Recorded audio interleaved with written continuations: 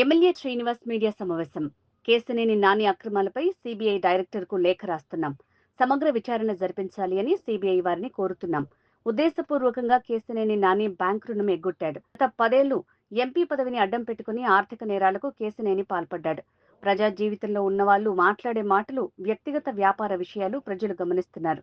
మాజీ పార్లమెంట్ సభ్యులు కేశినేని నాని గారు, ప్రస్తుత పార్లమెంట్ సభ్యులు కేశినేని చిన్ని గారిపై బురద చల్లే కార్యక్రమం, గుడ్డగాల్చి మీద వేసే కార్యక్రమం చేస్తున్నారు. ఉమ్మడి కృష్ణా జిల్లాలో మెడికల్ క్యాంపులు, జాబ్ మేళాలు, అన్నా క్యాంటీన్లు, అనేక సేవా కార్యక్రమాలు చేశారు. ఇలాంటి వ్యక్తిపై బురద చల్లి లిక్కర్ స్కామ్ ని డైవర్ట్ చేస్తున్నారు.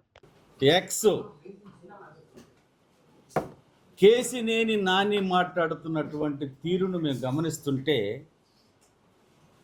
దెయ్యాలు వేదాలు వల్లించినట్లు, దొంగతనం చేసి దొంగ అరిసినట్టు, ఒక అవినీతి పరుడు నీతి వ్యాఖ్యలు చెప్పినట్లుగా మాకు కనపడతారు.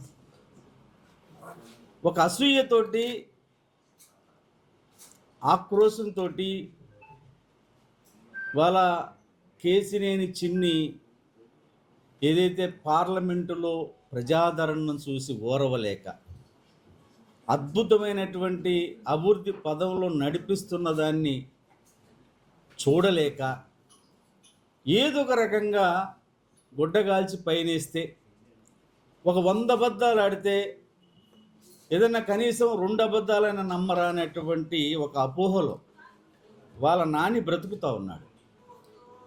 నేను సూటిగా నానిని అడుగుతూ ఉన్నాను, నీతో దగ్గరగా ఉన్నా నేను 25 ఏళ్ళు, నీ సంగతి అంతా నాకు తెలుసు. నువ్వు ఏ రోజుకు పిల్లికి భిక్షం పెట్టినోడివి కాదు. ఒక అహంకారపూరితంగా నువ్వు వ్యవహరించిన తీరికి ఇవాళ నీ చుట్టుపక్కల ఎవరు లేరు, నీ స్నేహితులు లేరు, నీ దగ్గరగా ఉన్నటువంటి వాళ్ళు లేరు, చివరికి మీ అమ్మ చెల్లి కూడా నీతో లేరు. ఇంకా ఏ ముఖం పెట్టుకొని ఈ రకమైనటువంటి తప్పుడు అసత్య ఆరోపణలు చేస్తున్నావో వాళ్ళ ప్రజలు అసహించుకుంటున్నారు అనేటువంటి విషయం నువ్వు గుర్తుపెట్టు. ఇక నీ సంగతికి వస్తే, నువ్వు ప్రజాస్వామ్యం గురించి, అవినీతి గురించి ఉపన్యాసాలు చెప్తున్నావు కదా ట్విట్టర్ల ద్వారాగా. ఇవాళ నువ్వు కేశినేని హోటల్స్ ప్రైవేట్ లిమిటెడ్ పైన ఇండియన్ ఓవర్సీస్ బ్యాంకులో నువ్వు ఎన్ని కోట్లు అప్పు తీసుకున్నావు? 42 కోట్ల అప్పు. దానికి ₹1 కట్టకుండా అది ఎన్పిఐని నేపథ్యంలో దాని డైరెక్టర్లు మార్చేసి దాన్ని తిరిగి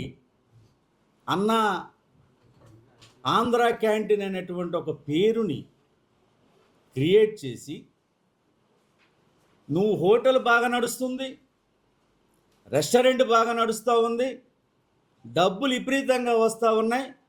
మరి ఈ డబ్బులు నువ్వెందుకు బ్యాంకుకి కట్టట్లేదు?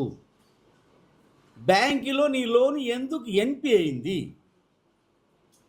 అంటే బ్యాంక్ ఇచ్చిన సొమ్ము ప్రజల సొమ్ము కాదా అని మేము అడుగుతా ఉన్నాం. నువ్వు ఈ డబ్బులన్నిటినీ నువ్వు పొద్దాక సెల్ కంపెనీ అంటావు కదా, నువ్వు దానికి మారుస్తున్నావు సెల్ కంపెనీలు. ఈ ఆంధ్ర క్యాంటీన్ ఎవరిదా అని చూస్తే, ఆ ఆంధ్ర క్యాంటీన్ తన కూతుర్ల పేరు పెట్టుకున్నాడు. అంటే నువ్వు పెట్టిన లోన్ ఏమో ఎన్పి అయింది, అది ఆ డైరెక్టర్లు మార్చేసావు, వాళ్ళు ట్రిబ్యునల్కి వెళ్ళారు. అందులో నువ్వు డైరెక్టర్ల నుంచి నువ్వు నీ కూతురు బయటకు వచ్చేసారు. మళ్ళీ ఇది ఒక ఆంధ్ర క్యాంటీన్లో నీ కూతురు డైరెక్టర్లుగా పెట్టావు. దీని వ్యాపారంతో నువ్వు ఈ డబ్బుని ఇతర సెల్ కంపెనీలకు నువ్వు పంపిస్తా ఉన్నావు. ఇంకా ఎంత దారుణమైనటువంటి విషయం అంటే, నువ్వు ఈ బ్యాంకుకి కొలాటరల్గా నీకున్నటువంటి ఆస్తులను తాకట్టు పెట్టావు. అంటే దాని అర్థం ఏంటి? ఒకవేళ నువ్వు కట్టలేకపోతే నువ్వు పెట్టినటువంటి ఆస్తుల్ని వేలం వేసి ఆ డబ్బును రికవర్ చేసుకుంటుంది బ్యాంక్. నువ్వు దానికి ఏం చేసావు? నారాయణ కాలేజీకి ఇస్తే నెలకు 20 లక్షల రూపాయలు వస్తే అది కట్టట్లేదు. తర్వాత ఏదైతే ఎనికేపాడు దగ్గర ఉన్నటువంటి ఒక సైట్ని, తనఖాలో ఉన్న సైట్ని టాటా కంపెనీకి లీజుకి ఇచ్చే నేపథ్యంలో ఒక అగ్రిమెంట్ చేసుకున్నాడు. ఏమని అగ్రిమెంట్ చేశాడు?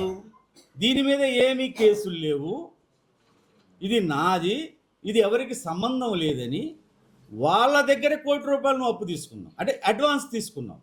అంటే ఒక టాటా లాంటి ఒక గొప్ప ఉన్నతమైనటువంటి కంపెనీ మోసం చేశావు నువ్వు. నేను టాటా బ్రాండ్ అని చెప్పుకునేటువంటి పెద్ద మనిషి, వాళ్ళ టాటా కంపెనీకి నువ్వు ఇచ్చినటువంటి అగ్రిమెంట్ ఉంది,